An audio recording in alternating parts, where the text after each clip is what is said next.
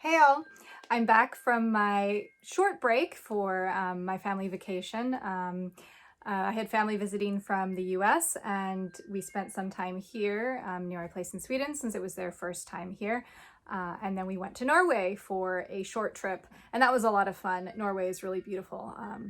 I love Sweden, but I also really love Norway because of the mountains. I don't get that quite as tall mountains here as you see there. And so I love the land. And so we spent some time, not super high up, but in northern Norway. And then we drove down and went to Trondheim, and spent some time there. And then we split from there. They flew out of Norway and we came back home. And yeah, so we haven't been here super long, but the hot weather that we had previously had disappeared. It is like we brought rain back with us, and it actually felt like fall for several days. It was kind of strange. Rain is not unusual in Sweden in the summer, but it was just this. It was just kind of a big shock from having warm, hot weather to suddenly I'm wearing sweatshirts again. Anyway, but it feels like it's warming up again. But yeah, so I'm back. I'm going to try to get back into a more regular schedule so we can finish off reading this book. I've already jumped back into writing the last book, The Demon Queen. I am still aiming to finish it by end of July so that I can hopefully have it in your hands by fall. So yeah, so let's get to this then. All right, so the last reading that I did was chapter 18, and it was before the sisters reached Hrothgar's hold. So let's just continue. All right, chapter 19, Runa. Hrothgar's hold was a noisy, bustling city. It sprawled along the coast, a sun-beaten labyrinth of black stone buildings that punched into the sky, all vying for a view of the eastern harbor. Rising from the city's center was the hold itself, a massive stone castle built atop a vast plateau that lifted it high above the streets and buildings below. Standing in the center of a broad, busy street that stretched into the city's heart, Runa could see their goal in the distance. The towering castle was impossible to miss. "I need to sit down," Lyric said, staring at the distant plateau. Runa eyed her sister, seeing sweat beading along her hairline. "What's wrong with you?" she asked. "I just need a moment." Lyric wandered ahead, veering off the main street beneath a narrow archway. Confused by her sister's unease, Runa followed her into what appeared to be a small public garden with a burbling fountain that misted the air. Arranged around it were 3 stone benches shaped like half-moons. The garden felt private and quiet, the clamor from the market dampened by the high stone walls of the houses around them. Lyric sat down on a bench and pressed her fingers against her temples. She looked at the ground, posture stiff, so Runa wandered along the garden's enclosing wall. Gray-green succulents trailed down the dark stone like long braided tassels. Peering closely at the vibrant plant, Runa saw that small pink pods peppered the fleshy leaves. They looked like tiny gems, and she scratched one with a fingernail. Abandoning the plant, Runa resumed pacing around the garden, fingers tapping against her hips as she walked. She was impatient to keep moving. She could tell Lyric was nervous about presenting themselves at the castle, but unlike her sister, she wanted to get it over with as quickly as possible. Waiting wouldn't make it easier. Runa stopped and stared at Lyric, crossing her arms. Her sister thought she didn't care, and that she was too angry at their mother to be thinking of her, but every step away from Elena felt momentous. She was still mad, and doubted she'd ever get over it, but she wasn't ready for their mother to die. "Drink something," Kel told Lyric, handing her a water skin. Lyric sipped the water, then passed it back and ran her hands over the front of her dress, smoothing the pleats at her waist. "Lyric," Runa said, trying to keep her voice calm and even. "What's going on?" "I feel anxious and unsettled, sick," Lyric frowned. "More than I should be, I think. I'm afraid Grandfather won't see us or that he won't summon a dragon blessed for Mama. I'm worried he'll see—" Lyric paused, eyes flicking sideways to Kel. "That he'll imprison us, but I think—" She frowned, her eyes focusing on the slate tiles covering the ground. "I think I'm feeling Gandhara's emotions. She doesn't like being here in the city. She's scared, angry." Kel reached for her hand, and Lyric clung to him with a new familiarity Runa hadn't seen between them before. She frowned, eyeing them. I feel it too, Runa said, thinking of Eleonora's presence in the back of her mind. The bleed of emotions into my own. Eleonora seems to enjoy when I'm angry, and it's hard not to feel overwhelmed with her emotions fueling mine, pushing them hotter. I can't always tell what's me and what's her. Lyric nodded, and her eyes drifted to the path that led back to the main street. Do you think we'll get past the guards at the gate? I don't know, Runa said, accepting Lyric's change of subject. If we can't, then we'll figure out where the Dragon-blessed temple is and pound on the doors until they let us in. She grinned, but Lyric didn't seem to notice. Nodding, Lyric leaned her head against Kel's arm and stared at their tangled fingers. Are you sure you want to come with us? She asked softly. What if our grandfather was at Salta and recognizes you? A muscle twitched in Kel's cheek, and he raised a hand to his throat. He swallowed, looking uncomfortable. The plan was always to come here. Whatever happens, I'll finally have answers. Kel swallowed again, and Runa saw the tattoo around his throat flicker, shifting in color before fading back to a calm blue. Lyric looked at Runa, worry churning in her eyes. I'm ready, she said. It took nearly an hour to reach the castle's plateau, their progress slow despite sticking to the main road. People crowded the wide promenade, wearing spiked masks and black and red clothing. Some of the women wore chain-shell tails tied to the back of their belts that swayed as they walked. Halfway into the city, Runa, Lyric, and Kel were forced to the side by an enormous paper dragon, held aloft by young men and women wearing gray. Is this related to the Feast of Souls? Runa asked Kel as they waited for the dragon to pass. Yes, the dragon blessing, Kel said. He smiled at a little girl waving vigorously at the dragon from atop her father's shoulders. Cramped and impatient as the press of bodies surged around her, Runa found herself wishing, for the first time since leaving home, for the vast open fields of their mountain valley. The heat in Rendleshar didn't bother her, but there were too many sounds and smells assaulting her senses. Behind the dragon marched a squad of 6 men and women wearing red leather. Their expressions were fierce, their stride proud, as they escorted a brown-haired woman down the street. Rumpled and dirty, she wore a loose vest and white trousers. Blue tattoos capped her shoulders, the faded fish scale pattern curving down her warm beige skin. Though unmistakably a prisoner, the woman looked defiant, her green eyes moving over the crowd with disgust. The lead soldier, a brown-skinned woman with black hair and a beaked nose, raised a hand and released a volley of fire into the air. The crowd screamed with excitement, and Runa flushed, basking in the burner's magic as it washed over her. She's Cyrene, Lyric whispered. She grabbed Kel's arm, her fingers white on his sleeve. She'll be executed by fire, Kel said, his voice low. I've seen it before. He tried to angle Lyric away, but she stared after the burners with horrified eyes. A thrill curled down Runa's spine, and she shifted uncomfortably, confused. She wasn't happy the woman was going to die. She couldn't be. This isn't me, she thought. Eleonora pushed into her mind, wearing disgust like a shawl. She's killed your sisters, your brother. She deserves this. No, Runa thought, clenching her jaw. You're just like your mother. I know now what she did, her betrayal. I won't let you become her. You'll do nothing.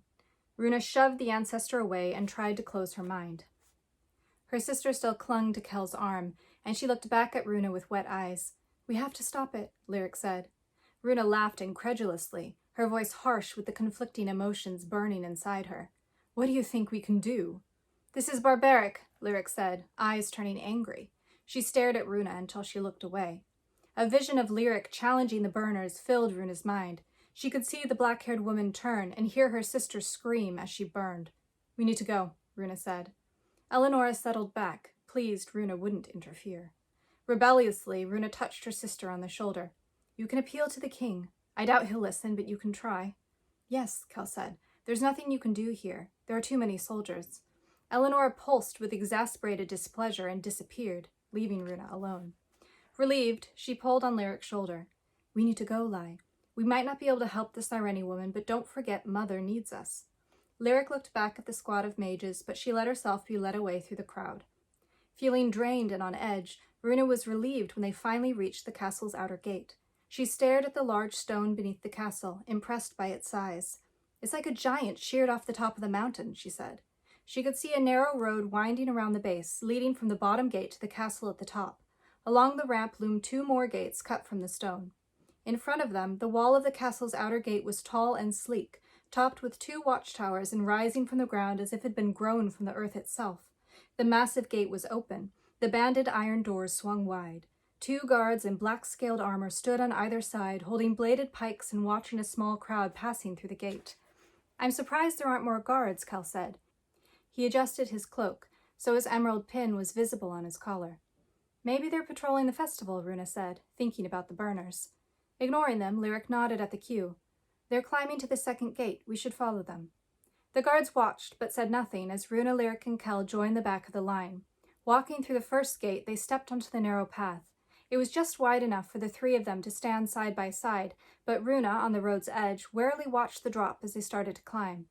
The rock was slick, but the path beneath their feet had been textured to provide footing. "They don't need more guards," Runa said. "They could roll a stone down the ramp and people would fall off." 10 minutes of climbing brought them to the second gate, where they reformed a line with the people who'd arrived ahead of them. As they waited for the other petitioners to speak to the guards, Runa considered the gate. Unlike the one below, there were no visible guard towers, but she saw archer slits on either side of the closed door. The gate's stone, smooth and featureless like a frozen lake, looked impossible to climb. In front of the closed gate were 2 tall pillars holding crouch stone wyverns carved from black Rendasharan stone. The creatures' wings tucked against their bodies, and their clawed feet curved over the pillars' edges as if they'd landed from a flight. Horned and fierce-eyed, the wyverns' long-snouted heads looked down on the petitioners as they waited to enter the gate. Looking at the people ahead of them, Runa saw all but 2 turned away. Those allowed to enter gave the guards slips of paper before being let through a small door close to the rock wall. The full gate remained closed. "There are still 2 more gates," a woman ahead of them grumbled. "We'll miss the assembly." She approached the guards, slip in hand, and after a few minutes was led inside along with the skinny white-haired man accompanying her. "Our turn," Lyric said, letting go of Kell's arm. Runa adjusted her cloak, revealing the front of her dress, then reached for the pendant in the pouch at her waist. "Next," the guard called in a bored voice. "Present your writs of passage," he said, as Runa, Lyric, and Kell approached. Despite his tone, the guard's eyes were sharp beneath a fringe of black hair. Lifting her chin, Runa smiled blandly, but let it slip off her face as the guard gave her a wary look. "We don't have a writ, but we seek an audience with King Rakarn." She hurried on as the second guard started to raise his hand to send them back down the road. "We're here on behalf of our mother, the Crown Princess Elena Delena Rendashara." "We're his granddaughters," Lyric said. The guards exchanged glances. "Granddaughters to the king, are you?" the black-haired guard asked, raising an eyebrow. He looked at Kell. "And you're what, their guardian?"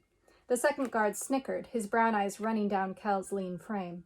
Kell introduced himself with an elegant bow. "A bard," the brown-eyed guard laughed. "Now that is a curious escort." "We realize it's irregular traveling without a proper escort," Runa said, "but given the current political climate, we thought it best to arrive without much fanfare." The black-haired guard glanced at the second. "Have you ever seen the Crown Princess?" he asked. "Never. But isn't she a recluse?" The second guard shifted his jaw, considering. "I've never seen her attend any event, including the Champions' Ball. I can't speak to their resemblance, but that one's got the right hair color." "Red hair isn't limited to the royal family," the black-haired guard said. "You've met my sister." "Definitely not a princess, that one," the second guard laughed. "Excuse me," Runa interrupted, narrowing her eyes. "If you'd refrain from wasting our time, it's imperative we speak with the king as soon as possible. If you can't take us to him directly, can we speak with an advisor? I have a keepsake from our mother." Runa pulled out the pendant and unwrapped the stone, holding it up to the light. The guards leaned forward, humor slipping from their faces. "We should confer with Captain Polarin," the black-haired guard said. He looked at Runa, then eyed Lyric and Kell sharply. "Wait here." "We have no intention of leaving," Runa said. Turning around, the guard walked to the small door and rapped it with his knuckles. A foot soldier with similar black armor and green sleeves stuck his head out, and they quietly conversed before he slipped back inside and closed the door. Returning to his post with the second guard, the uniformed men stared at Runa, Lyric, and Kell with focused attention. Waiting for the captain, Runa glanced behind Lyric and Kell and saw a small group of hooded figures walking up the road. More petitioners, she thought, turning back to the guards. Impatient though she was, she resisted the urge to shift her weight from side to side and kept her posture straight and unmoving like the statues above her. She stared into the black-haired guard's eyes and was secretly thrilled when he eventually shifted and looked away. The door scraped open and an older man stepped through, striding towards them with purposeful steps. The young foot soldier followed close on his heels. Runa studied the new man curiously. He was armored like the guards, but had red metal bars pinned to the high collar around his throat. His sleeves were red instead of green, beneath a black gambeson. His strong jaw was scarred and grizzled, and a black mustache, carefully trimmed and peppered with gray, sat beneath a blunted nose as if he'd taken a shield to the face. His hair was short and silver. Despite his flattened nose, Runa thought he was rather handsome for an older man. He felt intelligent and dangerous. The black-haired guard saluted crisply. "Captain Polarin, these women claim they are the daughters of the Crown Princess and request an audience with King Rakarn. They have a pendant from the royal treasury and are accompanied by Kel Laresha, a songsmith." Runa kept the surprise from her face by sheer determination. Had King Rakarn reported the pendant as stolen? They'd intended it to help their cause, not land them in prison. The captain looked Runa over with hard gray eyes, then shifted his gaze to Lyric and Kel. "I've heard rumors of heirs to the throne," he said, studying their faces, "but I've heard rumors of many things. This pendant you carry has been missing for over 20 years. "It wasn't missing," Runa said, meeting the captain's eyes without flinching. "It's been in our mother's possession, a reminder of home." "Where's the Crown Princess now?" Captain Polarin asked. Runa saw the guards exchange glances behind him. Was it not common knowledge, then, that their mother wasn't in the city? "She waits for our return in Avern." "Why did she send you alone?" Captain Polarin asked. Lyric brushed her fingers against the back of Runa's sleeve. "She was injured, Captain," Lyric said. "That's why we must speak to the king. We need a—" "If the Crown Princess is in danger," the captain said, cutting her off, "I'm bound to look into it. I can't, unfortunately, take your word alone that you are who you claim to be." He held out his hand for the pendant. "You need to come with me until we can verify who you are." "Lieutenant Shefton." The captain looked over his shoulder at the foot soldier. "Escort them to the hold. He cut off, seeing the lieutenant's eyes shift behind Runa's head and flare in alarm. Captain Polarin whirled and drew his sword. "Out of the way!" he yelled as Runa's eyes widened. Fumbling to put the pendant back in her pouch, Runa scurried sideways, bumping into Lyric as the captain and guards rushed past. Kel grabbed her shoulder and pulled her against the rock wall beside Lyric. What's going on? Runa thought, eyes on the sprinting men. Looking past them, she saw the hooded people had reached the gate. They were drawing weapons and throwing off their cloaks, revealing loose white breeches and bare chests. Knotted cords and blue sashes wrapped their waists, the ends dangling down to mid-thigh. One yelled something she didn't understand. "Sireni," Kel breathed. One of the white-clothed men took a crossbow bolt in the shoulder, and Runa snapped her head back to the gate. Someone was firing a crossbow from behind the arrow slits. A bell started ringing, a loud, clanging sound. "Hold!" Captain Polarin roared, drawing back Runa's attention. He, along with the 3 soldiers, had closed with the attacking Sireni. Lieutenant Shefton, fumbling with his sword, engaged a man with long black hair. The lieutenant was fast but frantic, barely able to parry the returning blows. The captain barreled into the knot of men, stabbing one in the thigh, then tossing another off the road with a solid hit from his shoulder. "Defend the gate!" he bellowed. Runa darted another look at the gate. The small door several petitioners had been allowed to enter was hanging open. The bell fell silent. Runa looked back and saw Captain Polarin smash his fist into another man's face, knocking him back. Unaware or unable to turn, the captain caught a powerful sword thrust in his side, the blade punching through the dense fabric of his gambeson and driving him down on one knee. He clutched his waist, swinging his blade wildly. Blood sprayed into the air as the Sireni pulled his sword free from the captain. Lyric gasped beside her, and Runa felt Kel shift, moving in front of her and Lyric. The lieutenant, still battling with the long-haired man, tried to reach his fallen captain. He pivoted and swung his sword, slicing deeply into the man's unprotected chest, and continued past him. Back turned, the lieutenant didn't see the falling man's arm come up as he lurched, and the curved sword buried itself in the back of his head, knocking off his helmet. Both men fell. Fighting with pikes, the guards fainted and stabbed. The Sireni seemed unable to flank them, restricted by the narrow width of the road. Runa wondered if the guards would succeed in driving the attackers back to the first gate, when one of the men in white snapped his hand out, fast as an adder, and grabbed the black-haired guard's blade. Ignoring the blood dripping off his hand, the white-clothed man tugged, unbalancing the guard. Sliding underneath the long pole, the Sireni man slashed up with his dagger, catching the guard across the face. "What do we do?" Lyric hissed, grabbing Runa's arm. Runa thought quickly. Could she summon fire and toss it at the Sireni like a hog's ball? Was she fast enough to get them before they reached her? Maybe Lyric could summon wind, and if Kel still had his damned staff, then— The remaining guards fell. The Sireni, barely winded by the quick fight, turned their eyes and weapons on Runa, Lyric, and Kel. 3 had fallen during their assault, but 3 remained. They were various ages with tattooed, sun-bronzed skin and eyes in different shades of blue and green. Two had long hair, both blonde, braided back from their faces. The third man had brown curls that stuck out from his head in a sun-lightened cloud. "Run to the gate," Runa whispered. If they could get through, they could run to the next gate, get help. "Rue," Lyric gasped again. "Look." Turning her head away from the men, Runa looked back at the gate. A woman stepped through the small door, followed by a man with dark skin and shoulder-length black hair. The woman, dressed similarly to the others, was wearing white cloth crossing over her breasts and around her neck. Her hair was braided in a heavy plait and tied with jute, strung with small glass beads and bits of seashells. Marching towards them, she pointed a long finger in Runa's direction. "Who are they?" she demanded. "Why did you attack? This was supposed to be a quiet infiltration." "We weren't going to make it through, Kaya," one of the men with braided hair said. "And I overheard that one say she's a Rendasharan princess." He pointed at Runa. "I reasoned a princess is better than being run off with empty hands." Kaya's green eyes flicked between Runa, Lyric, and Kel. "That one looks Nilin," she said, looking at Kel. "And that one," she studied Lyric with a shrewd expression. "That one could be Renaya's sister." "They're a waste of time," she snapped. "And now we have to return to the ship. Soldiers are coming from the castle through the third gate. The guards rang the alarm bell. They know we're here." The man shrugged, unconcerned by her anger. "Who'd pretend to be part of the butcher's family who wasn't? You'd be putting your head in a noose." "Let us go," Runa said, stepping forward. "We're not a threat to you." Kaya whirled, the back of her ringed hand slapping Runa's face and driving her head sideways. "Quiet, girl." Fury exploding inside her chest, Runa spat blood onto the ground and looked back at Kaya with a savage glare. Lyric stepped forward and the Sireni shifted, raising their weapons. Kaya barked a laugh. "What, going to fight us all?" she asked challengingly. The black-haired man leaned towards her, murmuring something that wiped the smirk off Kaya's face. Her eyes snapped back to Lyric and Runa, and then the ground started trembling beneath their feet. Runa shifted to maintain balance, grabbing Lyric's hand. The sound of grinding stone grated in her ears. "What?" Lyric asked. The wyvern statues were moving, coming to life. Their jaws opened and their wings flexed. Bits of stone crumbled beneath their clawed feet as they scratched at the pillars, showering black dust onto the ground.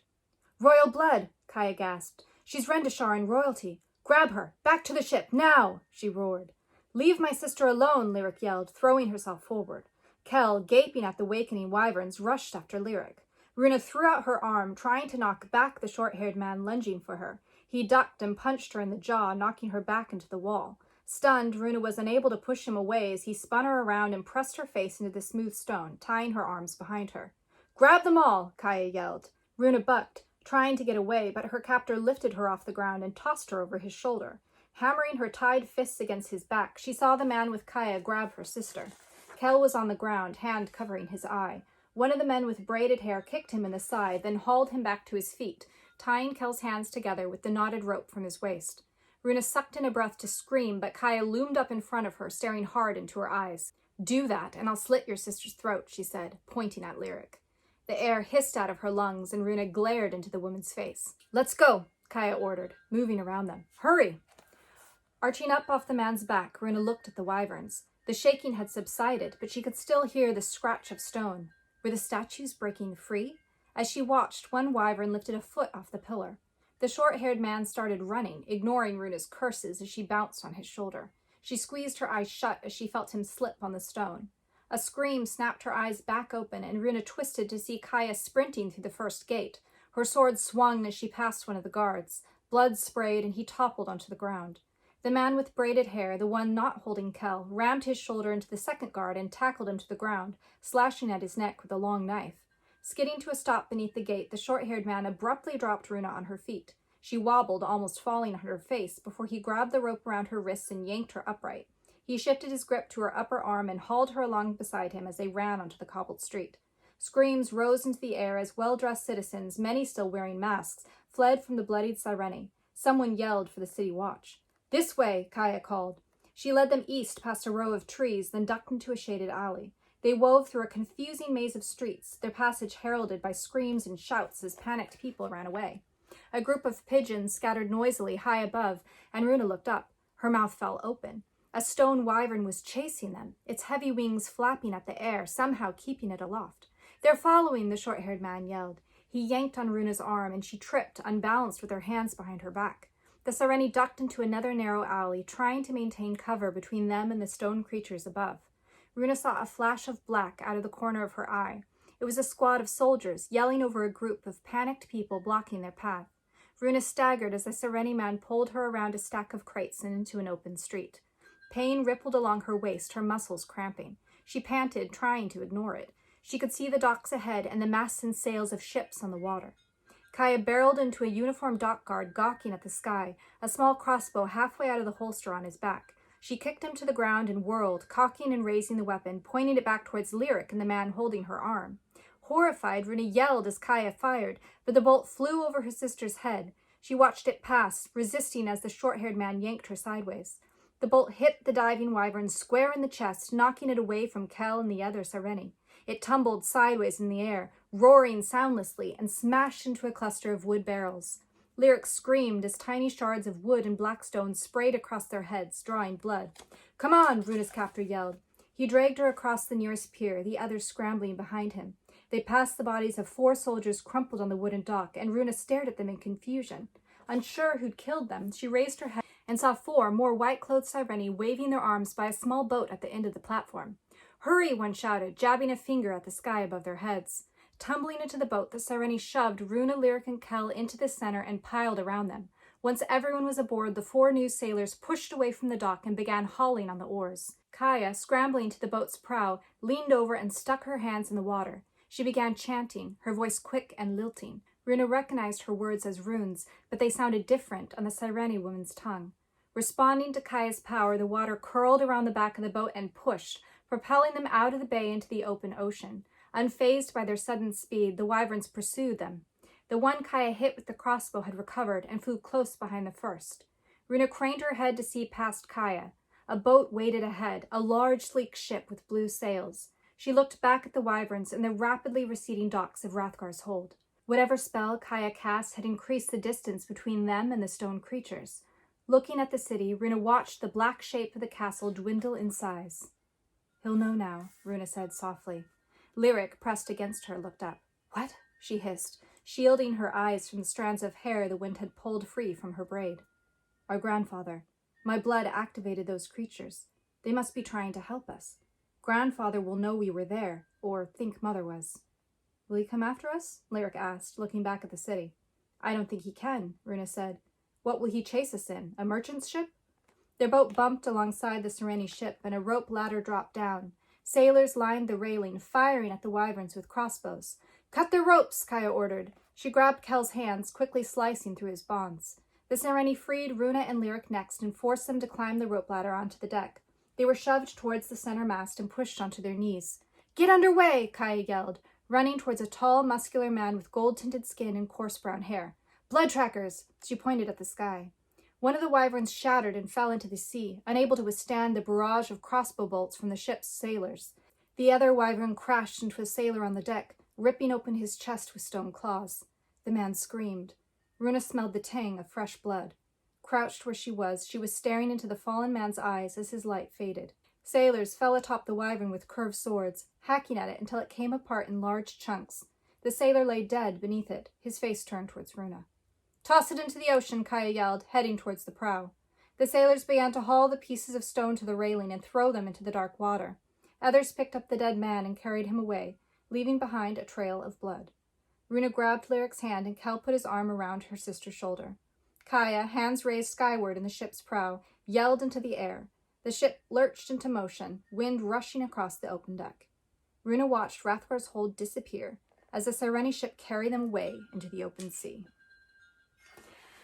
And I think we will stop there because I made the mistake of not bringing water into my office and I'm getting really thirsty. Sorry for reading kind of fast. I was getting a little excited in this chapter with everything that was going on. So they made it to Rathgar's hold and now they've been kidnapped. So what is going to happen next? Yeah, as you can tell, I have a lot of fun with this story. But yeah, so next reading I will do chapter 20, but I think, yeah, this is good for now. I hope you enjoy it. I will be back with the next reading hopefully next week. That's the plan. And in the meantime, I am going to continue writing the Demon Queen and try to get it into your hands as soon as possible. Yeah, As always, if you are impatient with the pace, especially as it gets more exciting, you can find links to the book in the description below. And yeah, also right now, it is currently, both books are currently free on Smashwords for the full month of July. So yeah, it's only going to be for July. So if you want to grab both for free, both ebooks for free, you can do that. Just follow the link below and you will, yeah, find that. All right. Well, yeah, I hope your summer is going well, and I will be back soon. All right. Thank you. Bye.